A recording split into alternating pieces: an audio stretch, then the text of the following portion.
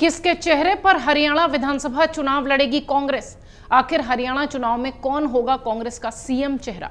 मुख्यमंत्री के चेहरे के बगैर चुनाव में क्यों उतर रही है कांग्रेस? और हरियाणा में चुनाव से पहले असंतोष से बचने के लिए क्या इसी रणनीति पर काम करती दिखाई पड़ेगी कांग्रेस पार्टी? ये और इस तरह के सारे सवाल लगातार सियासी गलियारों में तैर रहे हैं, क्योंकि कांग्रेस पार्टी की तरफ से मुख्यमंत्री के चेहरे के नाम पर सन्नाटा है, चुप्पी है। हरियाणा विधानसभा चुनाव के लिए मतदान नजदीक आ रहे हैं, रोमांच बढ़ रहा है। हरियाणा चुनाव के लिए कांग्रेस में मुख्यमंत्री चेहरा कौन होगा, इस पर स्थिति साफ नहीं हो पा रही है। कुछ तो चेहरे ऐसे हैं जो कि अपने आप को प्रोजेक्ट ही कर रहे हैं मुख्यमंत्री के रूप में। हरियाणा कांग्रेस प्रभारी दीपक बावरिया ने गुरुवार को एक बड़ा ऐलान किया, जिसमें कई नेताओं ने राहत की सांस ली। बावरिया ने कहा कि पार्टी मुख्यमंत्री का फैसला विधानसभा चुनावों के बाद करेगी।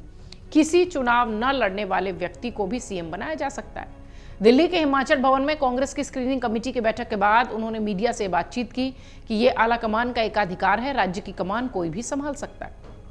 दरअसल लोकसभा चुनाव में जीते सांसदों और राज्यसभा के सदस्यों की विधानसभा का टिकट नहीं देने के फैसले से हरियाणा कांग्रेस में गरमाए माहौल को शांत करने और दोनों धड़ों में संतुलन बनाए रखने के लिए कांग्रेस हाईकमान ने मोर्चा संभाला है। दोनों धड़े, इससे समझिए कि हुड्डा का और कुमारी शैलजा का, ये दो गुट है जो कि हरियाणा कांग्रेस में देखने मिलता है। और जो हरियाणा कांग्रेस के नेता हैं वो सब इन्हीं दोनों गुटों में बटे हुए नजर आते हैं।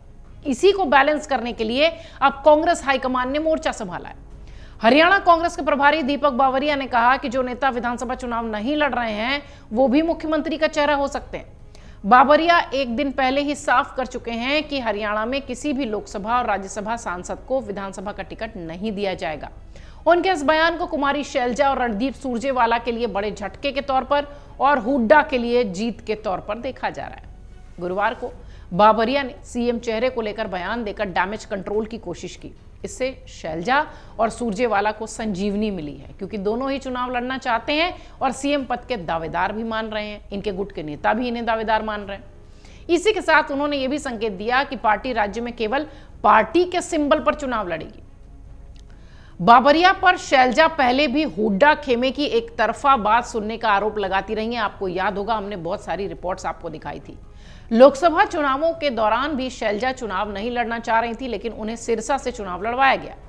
अब वो विधानसभा से चुनाव लड़ना चाहती हैं तो पार्टी ने मना कर दिया। हालांकि शैलजा हाईकमान से अनुमति लेने की बात कह चुकी है। दरअसल राज्य में कुमारी शैलजा और रणदीप सिंह सुरजेवाला अपने अपने दावे ठोक रहे हैं। उनके गुट के नेताओं ने भी बड़े पैमाने पर टिकटों के लिए आवेदन भेजा है।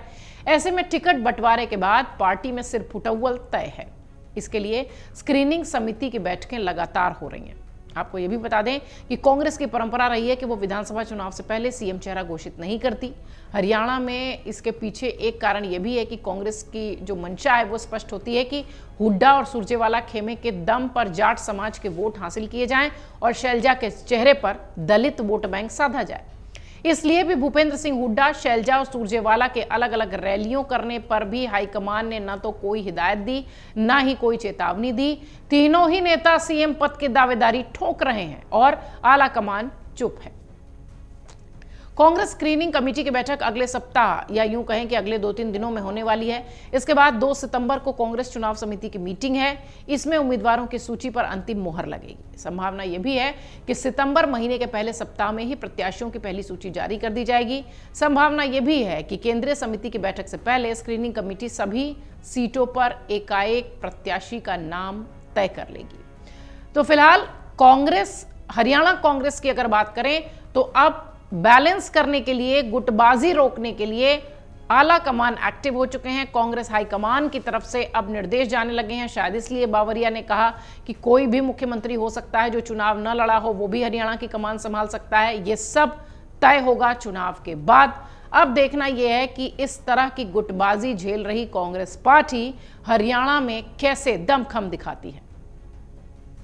अगर आप ये वीडियो YouTube पर देख रहे हैं तो हमारे चैनल को सब्सक्राइब करें और बेल आइकन को दबाना ना भूलें। अगर आप Facebook पर ये वीडियो देख रहे हैं तो हमारे पेज को लाइक करें।